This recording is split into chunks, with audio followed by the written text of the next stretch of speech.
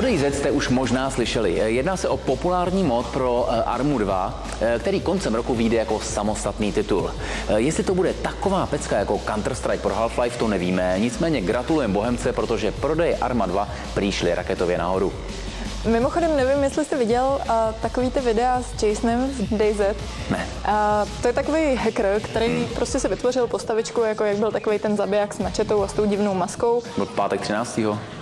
Tak si udělal postavičku právě do DayZ a dělá to, že právě straší lidi, že najednou se z ničeho nic objeví.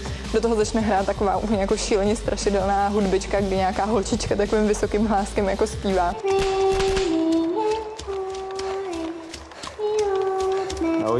No a v podstatě tě jako furt sleduje, až tě zabije. A je hafo videí na internetu právě bezvadných reakcí těch lidí. Prostě přesně, naprosto jako vydřený, kde jako prostě přesně týpek sedne do auta a najednou vedle něj tenhle ten Jason, tak prostě radši to rychle celý vypne, sundá sluchátka, je úplně vyřízený. Tak jako...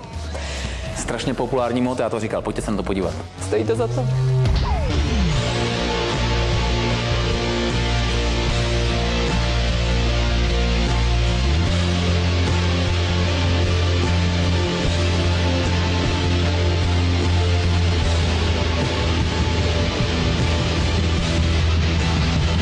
DayZ je multiplayerový hororový mod vytvořený Deanem Hallem pro hru Arma 2 a její expansion pack Arma 2 Operation Arrowhead, ve které co by jeden z mála, kteří přežili zombie apokalypsu, máte jediný úkol – přežít. Nacházíte se uprostřed bývalé sovětské země zvané Černarus, kde neznámý virus proměnil prakticky všechny, včetně armády, která měla za úkol šíření tohoto virusu zastavit, v nenasytné zombie. Černarus je bez pochyby nebezpečné místo. Nikdy nevíte, kdy si způsobíte frakturu při zdolávání terénu, upadnete do bezvědomí kvůli nečekané ráně, anebo dostanete vážnou infekci, která vás může připravit o život. A tím legrace teprve začíná. Velice citelně realistické prostředí, ve kterém si musíte dávat pozor, abyste náhodou neomdleli žízní nebo hladem, doslova nutí hráče prožívat opravdu silný role-playing své postavy. Poté, co si seženete vybavení a přežijete úspěšně alespoň několik hodin, dvakrát si rozmyslíte, jestli chcete vylézt ze svého tak pěkně schovaného a bezpečného úkrytu někde v kopcích. Ptáte se, jak vůbec samotná hra vznikla a co ji čeká v budoucnu? Koncept Dean Hall údajně stvořil při svém pobytu v armádě Nového Zélandu jako trénink pro skutečné vojáky, ve kterých by hra měla za úkol vyvolat prakticky reálné emoce a otestovala tak jejich schopnost přežít. Po 3 měsících od spuštění alfa projektu dosáhla na neuvěřitelný 1 milion unikátních uživatelů.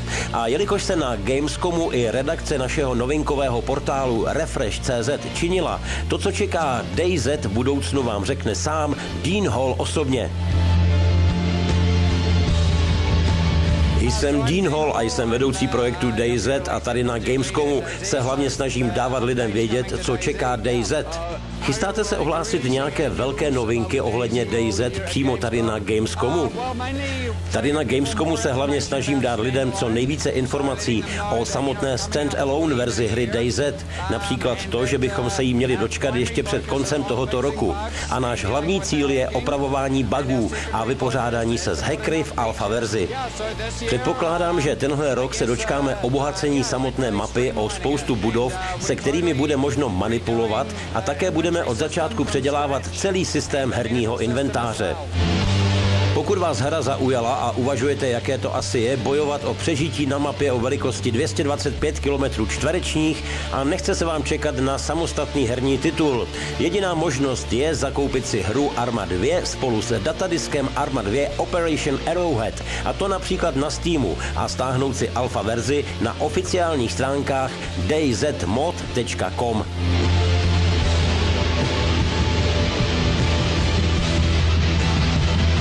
Stravim, Durakin, replay.